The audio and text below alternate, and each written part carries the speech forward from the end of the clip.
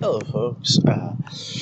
Yeah, I'm sorry to say that the whole entire thing about me creating a manga, I didn't expect it to take this long in between videos.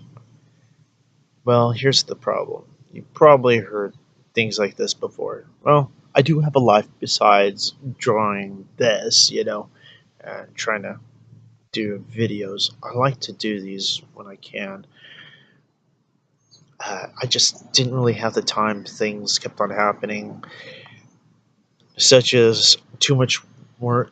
Uh, I also have is so many different ideas from mangas and stuff that I'm working on. And this side project, I thought, okay, I'll give that all a rest. But my mind keeps on going very active on other things. It's like, oh god, and I got stuck. And my biggest problem was really it was not. Most people have the problem of getting stuck on where to start, how to do each setup, each scene. I have it all in my head, but the problem is when I'm trying to draw it, it just did not look right. And I just kept on redoing different, edits and stuff, and I just threw them away. It's like, screw it. And the problem is the running scenes. The majority of this particular one shot issue was basically the beginning of a whole series of how I designed it to end up being, that it just failed. I mean, I failed miserably to where I just didn't feel like it was good enough to be, considered a comic book or manga or whatever, to have this scene done in how I did it. I should have taken more time to actually do it, to get it right. And I've been trying to get some inspiration from other things. So much shit's been going on in my life, it just got irritating. So, yeah, I like kind of fucked things off a little. So I also decided to do was go back onto my Tumblr and do the Anime Thursday again. So there is some new videos, and this whole week I've been doing was putting up more videos for the Anime Thursday, even though it wasn't Thursday. Even well, yesterday was Thursday for me. So yeah, well, I'm going to continue doing that as well every so often. I'm thinking I can easily do the Anime Thursdays because all I have to do is copy paste. Oh god, how difficult is that? Copy paste videos that I think, oh, this is kind of neat. Oh yeah, I remember this series. I wonder if anybody else would too. I'll put a episode like the first episode. Sometimes I got really into a series, and I said, you know what? I'll just do is copy paste, each of the episodes every so often. Like try to do like 3 or 4 episodes at once. One right after the other, and just start watching the episode that I started with and continuing on. You know, because I thought that was kind of cool that I was doing that. Yeah, to me it just felt like, yeah, it's interesting. It's not that bad. It's not that great. It's like whatever. At least it's something, I guess. It's anime related. Some would say, "Oh, that's a cop out. You're not putting your own artwork, your own video." Well, of course I'm not. I decided like when I had nothing really to do, I didn't know what to do. It's like, I like anime. I thought, I'll share these videos. Like, oh, I found some shows that were on YouTube or whatever, and I just copy paste the URL into it, and voila, there we go. Get people to watch it. I just wish I had was like one of those counters built. This is what I wish Tumblr would do: have a view counter. Just somebody gone to it and looked at it, played it. Have a counter on that. Mm, Not to where just they post or whatever they said. Oh, thumbs up, they like. That's cool, but I'd rather see like how many people actually watch this shit. Some people did watch it and decided to comment. Others comment directly to me and say, "Hey, can you get more? Where the hell did you find this one? I've been looking forever for this." You know, because they couldn't buy it. Because either one of two things: it wasn't in their store, or they stopped issuing the DVDs. Or the third thing is that they were too young and they didn't have a credit card, and their parents said no. They couldn't buy it. Not even a digital download, which is like kind of screwed up. So yeah, so I was like, oh, why not? Just blatantly show these things that are from YouTube. Yeah, whatever. I don't mean any harm. Like stealing revenue from them, but it's like, well, this is part of piracy. Well, think about this, dumbass. Without the pirates that did this in the first place, when a lot of the shit wasn't even available in certain countries and they translated it for them, before the rights did, that's what these pirates originally did. And same thing with the ones that were did scanlations. Basically they scan a manga that was in Japanese, and they have a team of people, usually about a couple to five people, are translating them into different languages from Japanese into English, and also into German, French, Italian, Spanish, Russian, Portuguese, all the Polish, all these different European languages, and also translated into Chinese and Korean, Vietnamese, and yeah, and go on and on, of mangas that were never issued outside of Japan because they never saw a market for it. But there was people that were longing for it because they couldn't buy it, or they didn't know how to get the original, or even if they did, they didn't know what it said. They loved the artwork, but they wondered what was the story, really.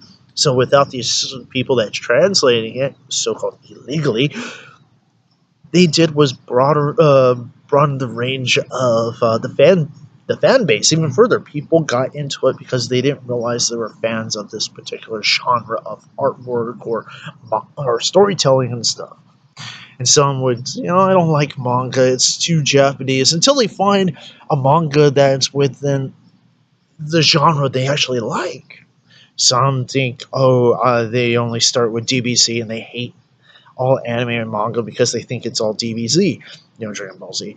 And then we find out, well, there's other genres, And then once they find a genre they like, flock to it. In droves, just how it is. So you can't say that the whole entire art form is horrible because you didn't like this one particular title. Try other titles. Just the same way I had this problem with people that can't get into Stanley Kubrick films and they don't want to read the original book, which the movie was based off of, because they go, well, I'm not, no matter what you say, I'm not interested. Let me guess, you couldn't be able to follow the story. It became too visually empowering to where you can't understand the basic story of, let me say, A Clockwork Orange. I don't know why people, there's people that hate that film. Sorry, it's going into rant right now.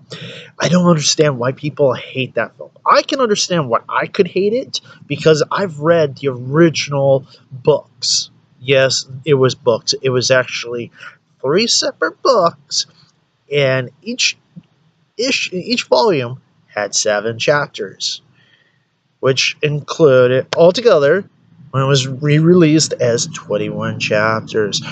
And that's basically in Europe. In England, let's say the UK technically. UK had the original version, which was that. Well, when it got put out to America, they chopped the ending, more or less. So it ended to the point where Alex got freed, but he went back with his troops, but didn't learn anything yet.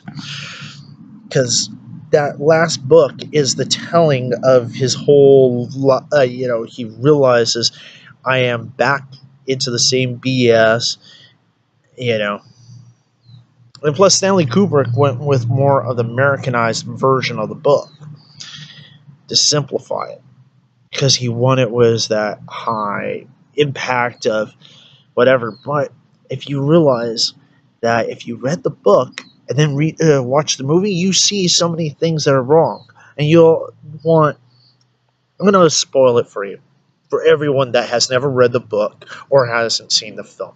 The film is brilliant because the cinematography matches exactly how the scenes are. You know, there's key scenes within the book that the movie literally captured, but it failed on certain things. Like if you saw the movie but didn't know the book, you're gonna lose on a lot of things, such as the old man getting beaten up. Who is he? Now, technically speaking, he is the writer of A Clockwork Orange. Because in the book, he's writing a book called A Clockwork Orange, which is a scientific study based off of how you could do is manipulate human beings into being clockwork oranges. That was his term. Basically, something that looks alive but is mechanical on the inside. That's what a clockwork orange is. He's using psychological treatment plus drugs and stuff like this, and fucking with the person's mind to make them think the way they want them to think. It's about social engineering and stuff. That's what this character in the book was writing about. But okay, the whole thing, it starts off is little Alex in the far future in his church preaching to his congregation of where he has gone, where he started to where he is gone through his life until where got to this point in life. So he's through the whole thing, he's narrating, but he's also because he is the preacher. He's telling you, yes, I am a troubled man because I had a troubled past and I've seen the light and I have changed. And here is what happened to me. And I tell you this not to glorify what I did or demonize it, to specify this has happened. And for you to learn from my mistakes so you do not fall in the same traps and go through the same turmoils that I had to endure to and then endure imprisonment, having my drugs, in other words, friends, uh, turn against me. Things like that. Okay, there's a lot of Russian words in there. I'm not saying it's like super heavy that you wouldn't understand. Okay, Drug, that is a very big name within the book and also in the movie. Drugs actually just means friends. It's Russian for friends. Simple as that. My drugs, my friends, my buddies, my companions, my not in a sexual way, but yeah, just my friends. And then you have when he says Dvorak,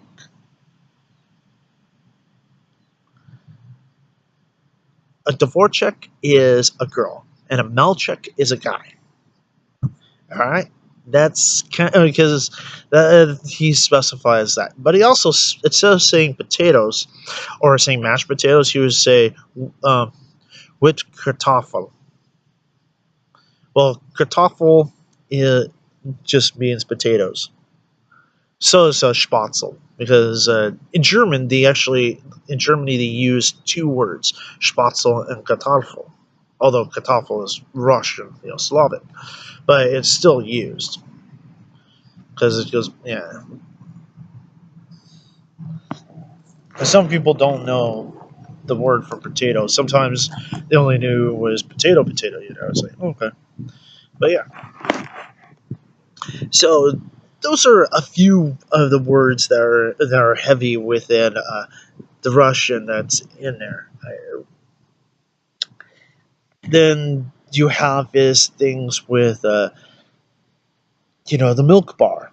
If you're wondering what is this, yes, there has been milk bars in the past in England, a long time ago. They actually, when the guy written this, there was milk bars. People did was spiked at their milk. In other words, put knives. into it as a word. He's using the term knives as not actual a knife, you're drinking blades. No, no, meaning of drugs. Okay, instead of saying narcotics or some sort of psychotropic drug of choice or whatever, he just says with no, milk plus with knives. You have milk and milk plus. Milk plus means it has additives. In other words, knives, drugs, narcotics, and at that milk bar, they it's not just a high that the type of drugs that they use is mainly psychotropic. That's why the milk scene, the milk bar scene becomes really trippy. Plus, in the book, it does not really detail like what the tables look like. All of that is from the aspects from the mind of little Alex's perverted mind, you can probably say. But in reality, it's what Stanley Kubrick wanted. He envisioned this to be more sexualized. That's why that movie was X-rated back then when it first was released. So it was an X-rated film, and there hardly is any sex scenes. Only some nudity scenes, and most of it is like the milk bar scenes where the tables and stuff, they're nude females, except they're not actual people. They're mannequins that statues basically that have been set up to be tables on purpose. And it's actually kind of cool, especially when you start looking at these little details and you're like, holy shit, what the hell? They actually got away with that? Well, to a degree, that's why it became X-rated. Because of that, plus also when little Alex was in prison, went through the experiments, and his mind changed. And he was seeing sex and plus violence and being shocked and had the drugs and the drops in his eyes and forced to have his eyes wide open. He couldn't blink. The reason why they put drops is because his eyes will dry out. That's the reason why you need a blink, and they just put the drops to make sure that his eyes are not drying out. It's very intense. Okay, and they're using his favorite music, especially his musical piece that he loves. You know, using Beethoven to basically screw with him, so that anytime he listens to Beethoven, he ends up in pain. And anytime he sees of these images in real in movies, books, magazines, in real life, anything, he will be in pain because it's a psychological treatment. So yeah, supposedly he's cured and whatever. Well, he ends up at the end of the film. He got cured more or less of from the experiments that were done on him. Here's the problem that I see within the movie on the jail. I know they had to cut a lot of scenes out, but if they expanded the storyline when he was in jail, it makes more sense. Because this is when he goes to church, was in jail. He became like kind of like the good boy, more or less. He was learning to adapt from the environment of being in prison, technically. It's not jail, it's prison. And he was working with the pastor and stuff like that. Sorry, ant. Um, and then you had was the scenes where he's getting beaten up. In the book, it has a lot of graphic detail.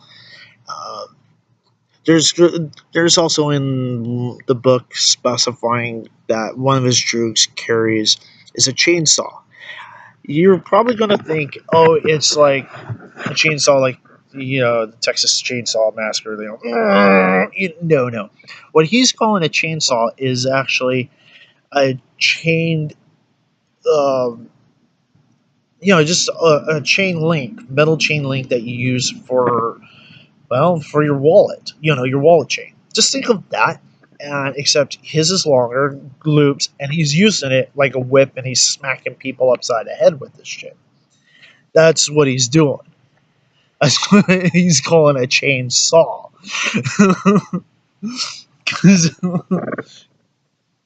he cuts people down with a fucking chain. And then later on, he beats the shit out of Alex when Alex is out of prison and finds one of his droogs, the one with the chainsaw, and beats the shit out of him. And that droog just, well, actually, two of his droogs were cops, and they beat the shit out of him. In the movie, they show it in graphic detail. In the book, they detail it even further to more horrendous than what you saw in the movie.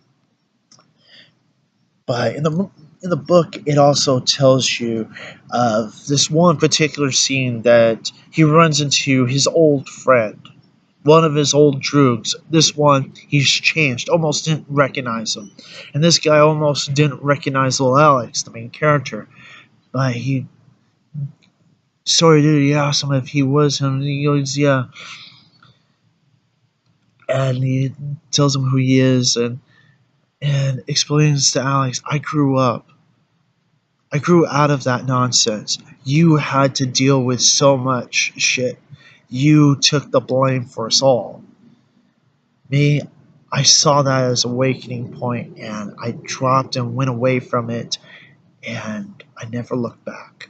I changed my life, and what changed me further was the love of a woman that he fell in love. This guy fell in love with a woman, married her. He got educated. He also did was stop being stupid, and he has a very nice job that pays quite well. That's kind of the summary.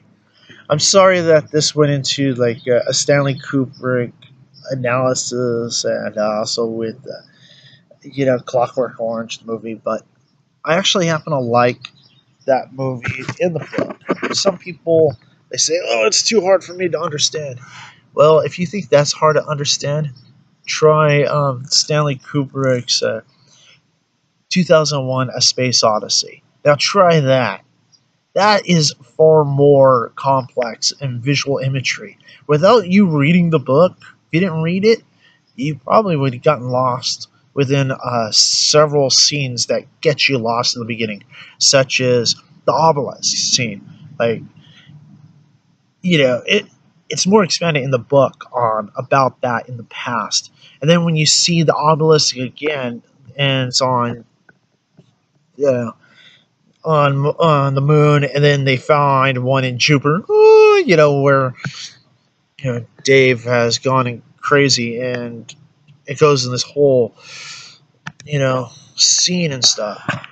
Now that is far more complex, in visual telling within film, because it's beautiful nonsense to a lot of people. The imagery is excellent; it's very beautiful, but the problem is it's just so much that comes out of you at you that a lot of people just would not even get it. It's one of these really heavy sci-fis. The early so-called heavy sci-fis. That's one of them. This one is more on psychological heaviness than technological. The Martian is a heavy sci-fi science. Yeah, sci-fi science. Oh, whatever. Okay, yeah, it's a heavy science fiction because why it's heavy is actually grounded in reality. The only thing that's sci-fi about it, I guess you can say, oh, it's in space. Well, we have people in space too, so duh, whatever. I find that kind of irritating because there's no aliens. He is the alien on Mars, and he's trying to survive. And can you survive on potatoes? Yes, you can. Actually, the guy. I'll put a link to this one article that I saw years back about a guy, the head of the Potato Council in Idaho. Okay, he said that you can live off of potatoes, just potatoes, for a year, and there'll be no problem. And he put his money where his mouth is, or he shoved his potatoes in his mouth more or less. He actually did do that, a year eating nothing but potatoes, cooked every possible way, just potatoes alone. And he was sick within the first few days. It was like, oh God. Sick of potatoes. But yeah, that's breakfast, lunch, and dinner. Potatoes, potatoes, potatoes. Oh, you're gonna get sick of it. But, oh, alright. If you haven't seen my video on my taste testing video on whole cuts, you know what? I found out about these not too long ago. I just wish I did look online. They had was it by another name that was in. It was technically all in Japan originally. I'm wondering how come I had never heard of this company until I realized yes, I have because the shrimp fries. I knew of those. I knew of their fishier stuff, but not their French fries. They also have sweet potatoes and the other two flavors on American version of this is well, you have this lightly salted bacon and cheddar, and then you have what was the other one? Oh, salt and vinegar. That's it. Still, three flavors is still pretty good. Not bad.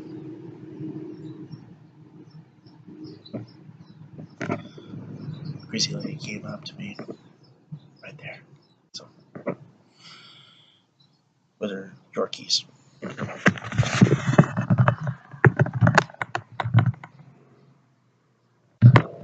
See what I mean? Yeah, she came up to me and whatever. I guess one of her Yorkies wandered over to me. Okay. Or she wanted to use it as an excuse to walk over to see what I'm doing. Saying, who is he talking to? Oh, I'm talking to you. Alright, I know this is getting long and I'm just ranting on a whole mess of things.